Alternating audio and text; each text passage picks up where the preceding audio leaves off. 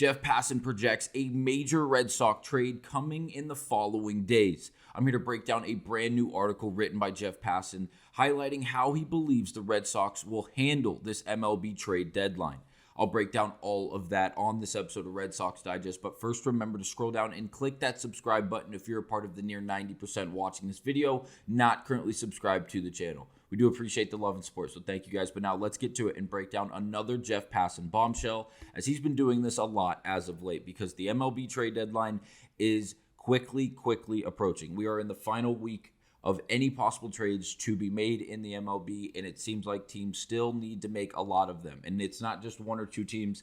It feels like every team that wants to be a competitor come the Fall Classic needs to make moves, including this Boston Red Sox organization. Now, we have an article written by Jeff Passan that he tweeted on Twitter, and then if you click on that, it takes you to the link on ESPN where he published this article, where he went on to break down really what every competitor needs going into the deadline, including the Boston Red Sox. And he went on to break down their biggest need, their biggest asset, as well as their best fit, as well as his ideas on what they will do. And for Boston, he goes on to say their biggest need would be high-end starting pitching, something that we've gone over a million times on this channel. Their best asset would be all-star outfielder Jarren Duran, and the best fit going forward would be starting pitcher Joe Ryan.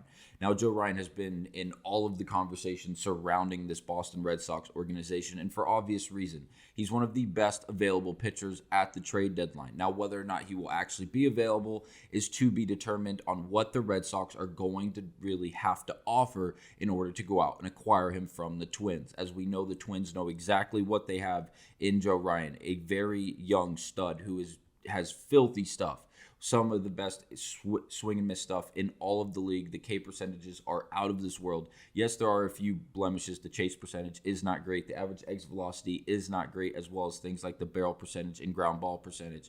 But if you look at where he is good and you go and watch him actually pitch in high leverage moments in big games, Joe Ryan is phenomenal. And he is relatively young. He's only 29 years of age. He's only been in the league for 6 years now, and overall has been very good and having a great year up to this point with a legit 5 to 6 pitch mix and one of the nastiest sliders in the game of baseball. He's been on Pitching Ninja over and over again with that pitch and that pitch alone multiple times, and it's for obvious reasons. If you don't know, I will try to find the clip and tag it down below in the description.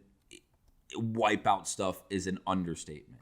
But now back to the article and Jeff Passan's actual ideas on how the Red Sox will handle this deadline.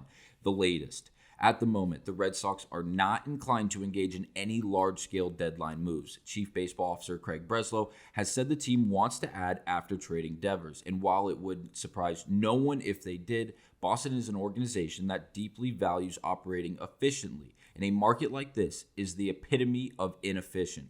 Holding now would speak to the Red Sox comfort with their current roster and the exceptional price to bolster it.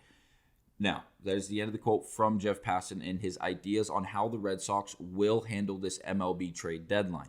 Now, do I agree with him in the sense that the Red Sox obviously want to add but don't want to push the needle too much in order to go out and acquire somebody, in the sense of they don't want to go out and give up 3 or 4 big names or 2 or 3 prospects and an MLB-ready guy to go out and get one starting pitcher and a prospect in return, because it feels like it'll set them back this season in specific. And obviously, the Red Sox are trying to compete right now. As it currently sits, they are the 3rd seed in the AL East, only, a game and a half, 2 games behind the New York Yankees, who look abysmal, and obviously the Blue Jays, who are the hottest team in baseball. So right now, it seems like the AL East is wide open in the sense of getting that number 2 spot, and obviously the AL as a whole, the Tigers continue to lose. They're 1-9 since the All-Star break has ended. It seems like things are very much open. Outside of the Blue Jays, they have a legitimate fighting chance to catch anyone in this league. And if they went out there and acquired someone like Joe Ryan, yes, it would boost that starting rotation that we all know desperately needs some help. But would you give up someone like Jarren Duran for it? As it sits currently, Joe Ryan is currently being paid, where did I put it? Right here. He's being paid $3 million this year and has 2 years of control following this season until he would become an unrestricted free agent. Now, the best asset, as labeled by Jeff Passan, that the Red Sox have available to possibly move at the deadline would be the same name we have discussed over and over again this year. Unfortunately, it's Jarren Duran. I hate this conversation because, as well as me, Jace, and others, we don't want to see Jarren moved. We don't. We know what Jarren is. We saw it last year. And yes, this Baseball Savant page for this season is abysmal. It's not great by any means, and I'm not going to argue that it is. But there are things that Jarren Duran still does. And I know the stats on this page may not highlight it to the extent that we are all hoping for. But if you watch the games, his ability to get on base and then move around the bases is phenomenal. His defense in left or anywhere in the outfield that you decide to put him is phenomenal. And obviously, he's Jarren Duran. He's been a part of this team for since, 2021, I believe. He's 28 now.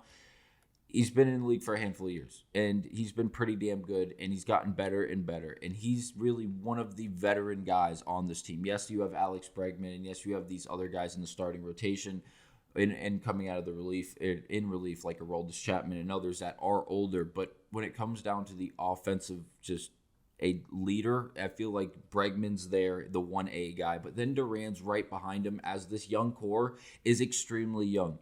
Romy, Carlos Narvaez, Marcelo, when Campbell was up here, Roman, say Don Rafaela. These guys are extremely, extremely young, and it makes Jarren look almost like a veteran up there. And this is his last year's Baseball Savant page. Look at his batting run value, his base running arm value, his fielding run value, all in the tops of the league. Now, everything else looks pretty good, especially offensively. Look at the barrel percentage, average exit velocity, the whole top half of this Baseball Savant page, as well as the entire bottom half in fielding and running, all way above league average in the top percentiles. It's just this year has not been the same. He has not been able to translate. He's sitting right about league average, if not just below it in the majority of these stats. Would this be someone the Red Sox look to move? Obviously, Joe Ryan is getting paid way, way less than what he's anticipated. And you do have 2 more years of control underneath your belt if you do acquire him after this half season that you would have left with him. But then you have Jarren Duran. Jarren Duran just got that club option. The club option for next year where he'll be getting paid $8 million, and then he'll have 2 more years of control before becoming an unrestricted free agent for the Red Sox. Is this someone you would really want to give up for someone like Joe Ryan, who, again, you'd be getting for 2.5 seasons following the trade if, again, assuming that you did make this at the deadline? Then you'd have to pay Joe Ryan to keep him, or he would walk to free agency. Would it be a good 1-2 punch of him and Garrett Crochet in the start of that rotation? Without a doubt. But at this price tag, in the sense of not only having to extend him following acquiring him in a trade that would require not only Jarren Duran, but other prospects, I don't know. It seems like a very, very steep mountain to climb. Now, if you look at the current contract, this is off of Spotrac Track. His starting pitcher rank right now in the sense of contract is 109th, but his market value as a starting pitcher is 31st. So the Twins are doing phenomenal right now and are getting away with highway robbery with Joe Ryan, which is crazy to think about. But if the Red Sox were able to acquire him at least at this dollar amount for the remainder of this season, it would be an absolute steal, depending on what they would have to give up. Now, Craig Breslow. Jeff Passan goes on to mention that Craig Breslow would not want to blow up the majority of his team and says he wants to add after trading Devers, but it's no surprise if they did. They are not inclined to engage in any large-scale deadline moves. So large-scale would, I'm assuming, moving someone that is an everyday guy, like Jarren Duran, like Wilyer Abreu.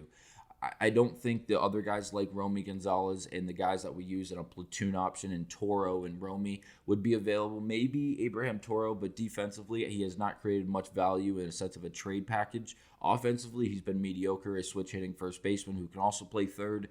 Yes, he maintains a little bit of value, but there's other options out there at those positions, which are key, that I think that other teams would go in a different direction for, especially because the Red Sox aren't going to look to move Toro for some no-name arm that isn't going to get any playing time this year. They're going to look to get someone that is going to be an everyday guy, if not a starting pitcher who can go in there every 4th, 5th, or 6th day and absolutely shove and be one of the best guys in the league, so they can have a great 1-2 punch at the start of that starting rotation.